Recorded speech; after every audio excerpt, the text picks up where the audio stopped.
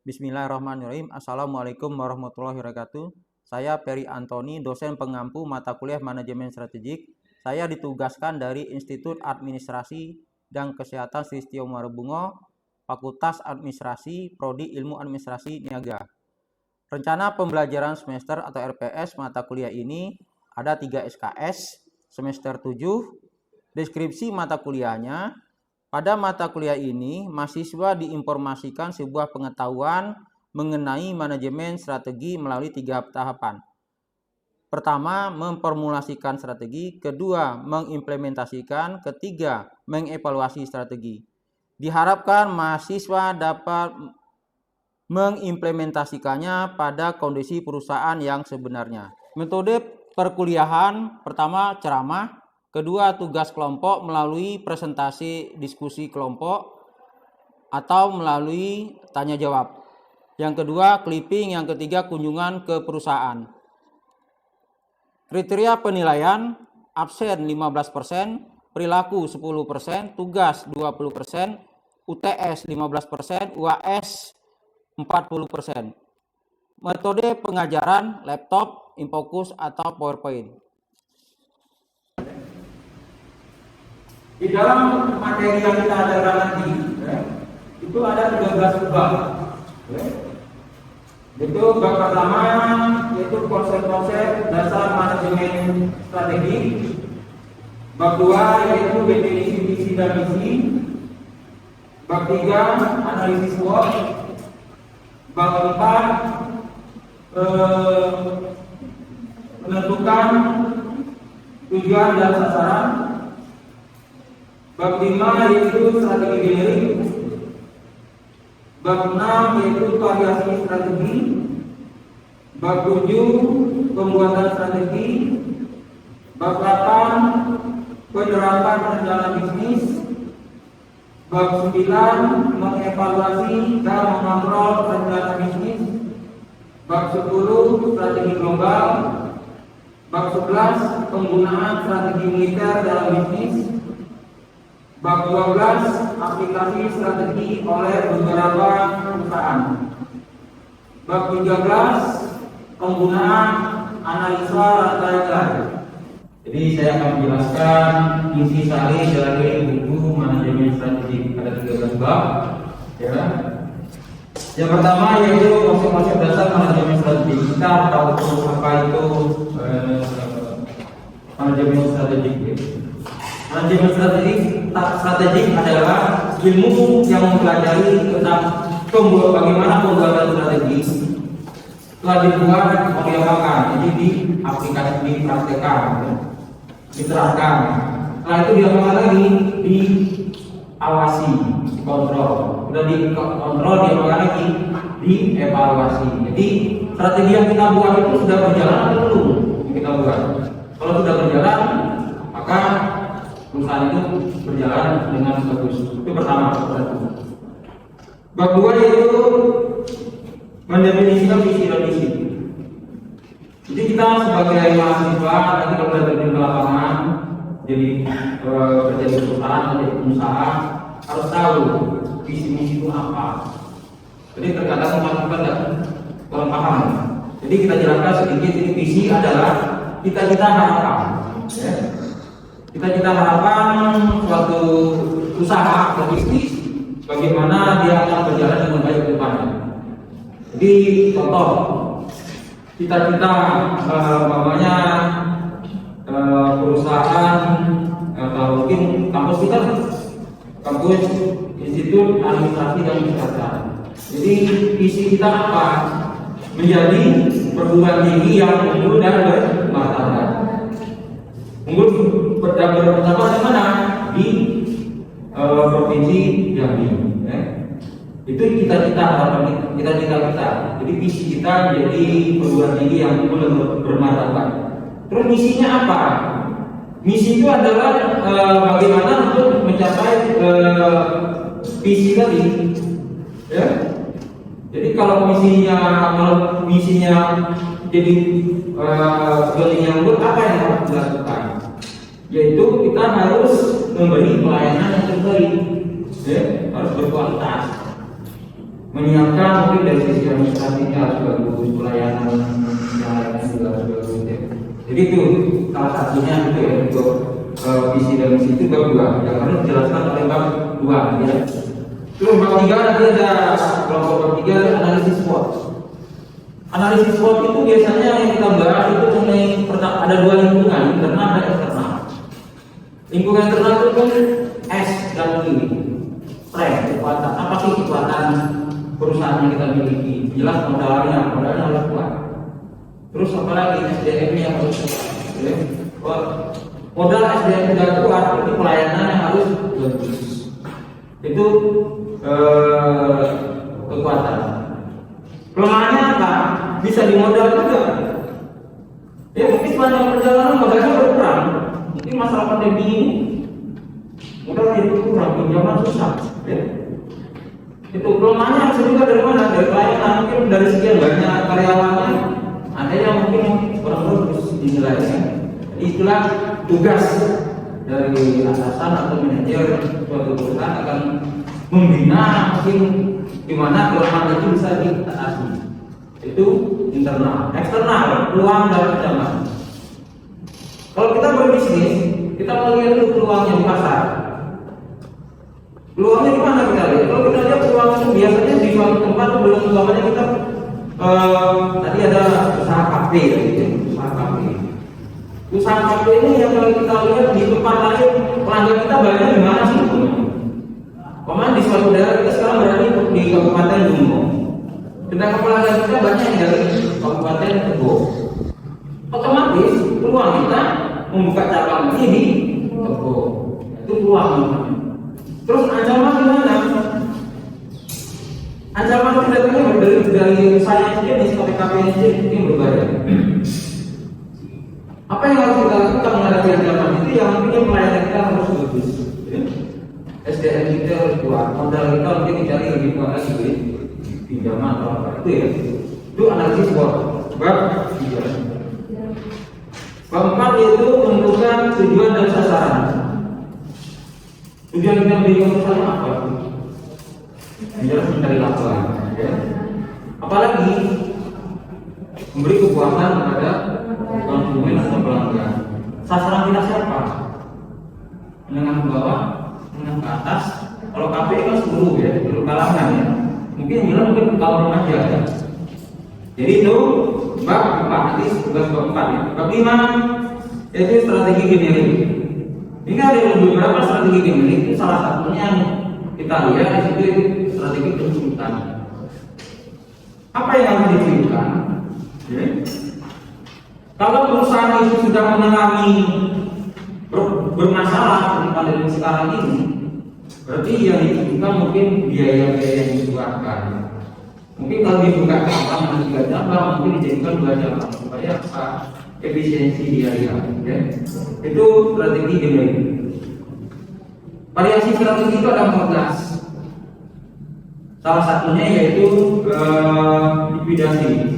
Jadi kalau bukan likuidasi maksudnya perusahaan yang sudah mengalami bangkrut ya. Jadi kalau sudah bangkrut mau diapakan karyawannya? Jelas di PHK. Kalau di PHK harus diapakan lagi? Dibayar bersama. Kalau tidak sanggup bayar bersama diapakan lagi? Bilang aset yang ada. Jadi harus diselamatkan dulu karyawan-karyawan mungkin yang sudah lama bekerja, ini diselamatkan dulu. Sisanya nanti dicari solusi lah setiap manajemen ya. Itu variasi strategi. Terus pembuatan strategi. Dalam pembuatan strategi apa yang harus kita perhatikan? Yang jelas mungkin data-data yang masalah, data penjualan mungkin 3 tahun terakhir. Ya. Kita pilih identifikasi masalah-masalah apa yang terjadi. Jadi kalau sudah ada, kita kumpulkan, baru kita olah data itu. Kita buat strateginya. Apa strateginya? Promosi namanya. Promosi apa yang kita buat? Kalau umpamanya di apa tadi itu KP. Promosi yang harus kita buat yaitu mungkin marketplace, brosur, ya, bisa kita gunakan. atau personal sharing. Itu satunya yang harus dijalankan nanti dalam pembuatan strategi. Jadi strateginya promosi dengan apa? Diskon. Jadi berbelanja di sana diskon atau pakai kartu member. Dan semuanya itu bagian geraknya lebih atau mungkin memudahkan pakai penjualan secara online COD bebas ongkir. Itu kan bagian dari pembuatan strategi. Setelah itu penerapan strategi buat dulu. Penerapan ya. Penerapan strategi. Bagaimana menerapkannya? Itu tugas dari tim marketing. Kalau di KP, marketingnya bicara strategi. Terus tim Oki, juru masak. Kalau juru masaknya juga itu standar, ada masalah, pasti tidak ada komplain. Ya. Dibuatlah kualitas produk yang bagus, packaging yang bagus, ya. Ya. Terus biar secara marketing dia harus berjalan keluar dari calon-calon pelanggan baru. Itu penerapan. Sekarang aku mengevaluasi dan mengontrol. Kira-kira mengevaluasi dan mengontrol mana yang dulu? Iya. Jadi kalau misalnya itu modal, SDM, terus produksinya. Kalau misalnya salah satu tidak seperti itu. Oke, terima kasih. Ini ada pertanyaannya. Jadi gini, kalau salah satunya tidak berfungsi, bapaknya bagian produksi dia mengajukan biayanya terbatas, maka mungkin produksinya tidak berjalan semuanya. Atau mungkin di bagian pemasaran dia butuh brosur, butuh apa. Jadi untuk pengembangan usaha jadi terkembang. Itu bagian pemasaran. Terus kalau bagian keuangan, kalau dihambat-hambat sama pimpinan, ini dalam perjalanan ini anggarannya mesti ada 1 tahun. Tahu-tahu sampai 6 bulan habis. Bagaimana? Jadi ada usulan dari mana? Bagaimana penguasa mengusulkan ke keuangan? Pokoknya tentang anggaran perjalanan marketing atau sales. Jadi dari keuangan tadi dia mengajukan ke pimpinan untuk menambah biaya. Biaya tambahan untuk di ada anggaran perubahan. Perubahan anggaran. Jadi itu salah satu contohnya. Sebelum kita nanti melalui proses belajar mengajar, itu ada beberapa aturan dan disiplin yang harus kita sepakati. Pertama yaitu pakaian. Pakaiannya harus pakai kerah, ya. Terus sopan, rapi dan sebagainya. Terus pakai ini, yang cewek pakai rok, yang cowoknya pakai celana panjang. Jadi diharapkan kalau dia yang penting sopan pantas, ya. Itu mengenai pakaian. Yang kedua, disiplin waktu. Kita masuk di sini 2,5 jam, ya. Mulai kalau kita proses belajar mengajar itu kalau kita jam 2 sampai jam 4.30, ya. 4.30 itu 2,5 jam kita belajar, ya. Jadi itu proses belajar mengajar kita selama 16 kali pertemuan, ya. Di dalam pertemuan itu nanti ada beberapa kewajiban. Pertemuan pertama sampai ketiga itu kewajiban saya menjelaskan mulai dari silabus, jelaskan bab 1 sampai 13. Setelah itu bab 1 sampai 13 itu mulai dari minggu ke 4 sampai ke minggu ke 16. Jadi diharapkan nanti mahasiswa bisa mampu memahami dan mengerti manajemen strategi di lapangan, ya, praktek. Jadi kita sudah masuk mata kuliah konsentrasi ya, manajemen bisnis namanya. Jadi di tempat kita ini ada dua konsentrasi, adanya di sini tertuju manajemen bisnis sama manajemen pemasaran. Ya. Kebetulan kita di sini dapat konsentrasi manajemen bisnis, salah satu mata kuliah itu manajemen strategik. Yang harus dilakukan yaitu untuk mahasiswa itu ada tugas. Pertama, melakukan presentasi bank. Ya. Mereka meringkas, setelah itu nanti membuat PowerPoint. Ya. Nanti kita akan membuat istilahnya pembagian kelompok per bank. Ya. Bank jadi ada 13 bank, kita pakai seperti ini ya, pakai seperti arisan ya. Pakai nomor nanti diambil ya.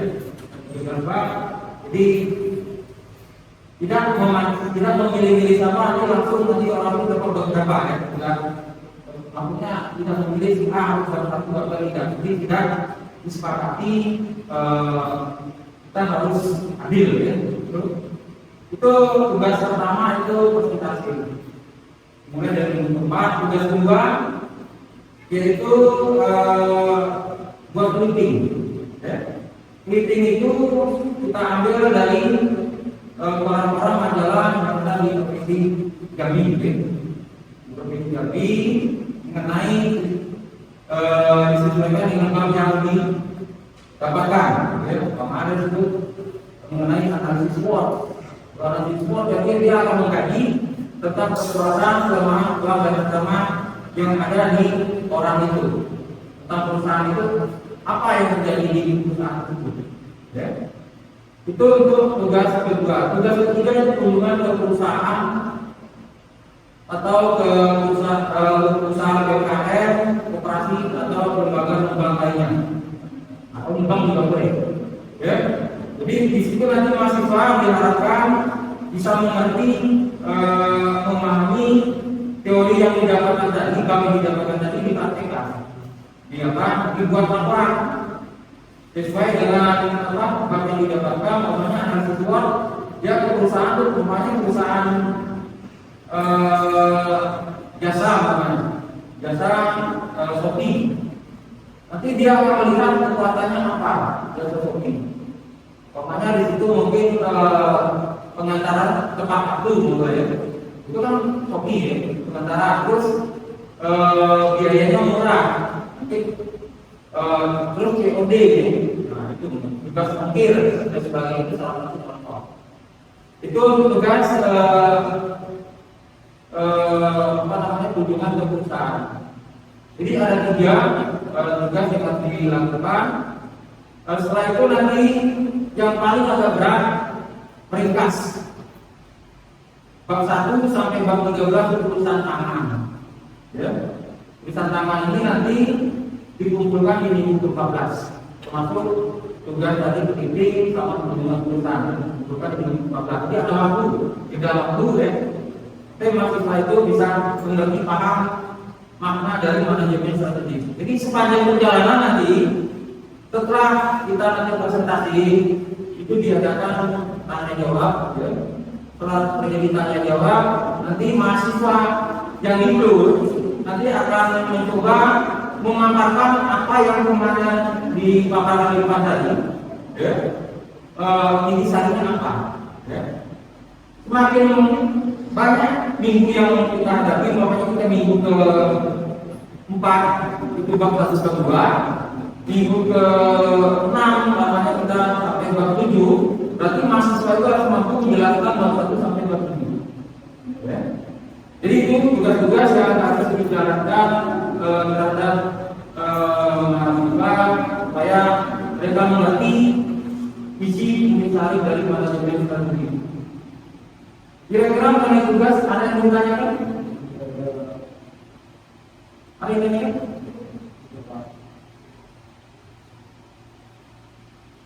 Siapa yang kemarin? Tugas yang belum mengerti? Cukup jelas? Yakin? Oke, terima kasih tentang tugas yang kita berikan. Jadi sekarang kita untuk supaya adil di antara kita ada istilahnya seperti arisan adil dulu ya kalau kita ini. Silakan maju mulai dari sana. Ya, silakan. Nanti ditulis ya, ya. Beberapa kamu.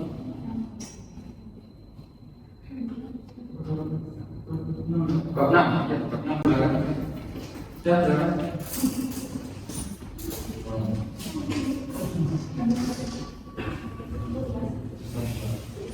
Berapa? Satu. Ya, silakan.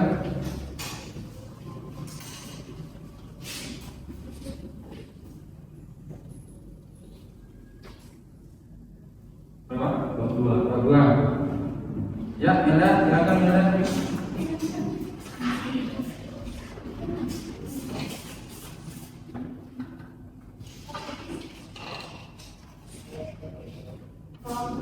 Pak, silakan.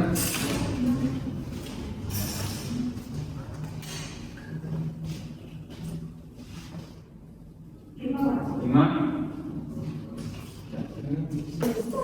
Oke, kita lanjutkan lagi. Jadi pembagian tadi bab sudah 1 sampai bab 13 sudah selesai. Jadi sekarang mengenai tugas-tugas yang saya berikan, ada yang mau bertanya? Ada yang mau bertanya? Ya, silakan. Tugas untuk presentasi Pak itu kan ada poin sama ringkasan. Iya. Kopi berapa? Tentunya ringkasan itu dibuat makalah atau hanya ringkasan aja? Oke, terima kasih Fiona. Jadi gini, maksudnya kita tidak terlalu ribet ya. Yang jelas nanti setiap mahasiswa yang dapat tugas itu cuma meringkas bab, ya, meringkas bab seperti biasa diringkas dari buku yang sudah ada. Sudah diringkas, nanti ada namanya diringkas lagi, namanya PowerPoint. Jadi 2 kali ringkas. Ya. PowerPoint ini paling banyak ya 3 sampai 5 slide kan. Ya, bisa banyak-banyak. Kita menjelaskan yang inti-intinya saja ya. Jadi itu istilahnya nanti dibuat sesuai dengan ini ketentuan mulai dari minggu Jumat kita sudah mulai dia melaksanakan kewajiban kita. Jadi simpel ya, tidak berbentuk apa-apa, cukup ringkasan sama poin aja. Gimana ya? Puas? Cukup ya? Oke, berikutnya ada yang ini yang bertanya? Oke, silakan tadi.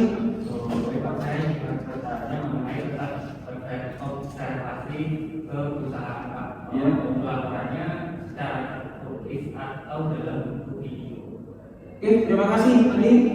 Jadi kita nanti untuk setiap mahasiswa nanti kunjungan ke perusahaan itu atau UMKM, lembaga bank, terserah kita pilih ya.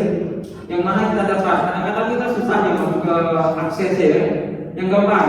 Jadi kita yang harus kita lakukan pertama yaitu meringkas. Maksudnya membuat laporan secara tertulis ya. Kunjungan kita itu perusahaan apa? Ya, pokoknya koperasi. Koperasi ini berdirinya kapan? Terus jenis koperasinya apa? Ya. Terus jenis usahanya apa? Ya. Nah, nanti kita analisis. Tadi bab berapa? Bab 13 tentang nilai ya. Nah, nanti Anda akan menjelaskan di situ mengenai hubungan biaya-biaya yang keluar pokoknya dari pengeluaran dari koperasi tadi ya, pokoknya untuk biaya apa istilahnya, untuk pegawainya apa ya yang harus dibiayai, terus biaya untuk mungkin di sana ada sales marketing mungkin ya, untuk dia berjalan operasi.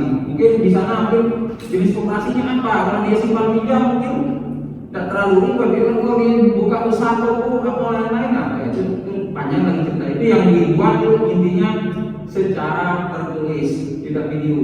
Video nanti ribet ya, susah nanti kita. Nanti di situ buat nanti ringkasan apa disesuaikan dengan babnya masing-masing ya. diberi komentar, ya. Jadi ibaratnya kita udah mulai seperti belajar skripsi, ya. Apa sih masalahnya apa? Ketemu ya sudah selesai. Gimana nih? Cukup ya? Oke, ada yang bertanya lagi? Cukup ya? Oke. Bab 1 itu konsep-konsep dasar yang menunjukkan strategi. Itu bentuk dari proses berpikir strategi. Bentuk proses berpikir itu ada mekanik, intuisi, strategi. Mekanik itu berat-berat maksudnya yang sama. Terus intuisi itu di mana dipikir secara firasat atau perasaan. Terus dari strategi itu pemikiran yang kreatif dalam memecahkan masalah. Semakin banyak bentuk alternatif, maka semakin kecil tingkat kesalahan. Jadi di dalam kafe itu menggunakan bentuk proses berpikir strategi. Proses berpikir strategi itu ada identifikasi masalah, pengelompokan masalah, proses abstrak. Ya, silakan. Ya, Baik, perkenalkan, nama saya Nanda Asmiar. Saya ingin bertanya,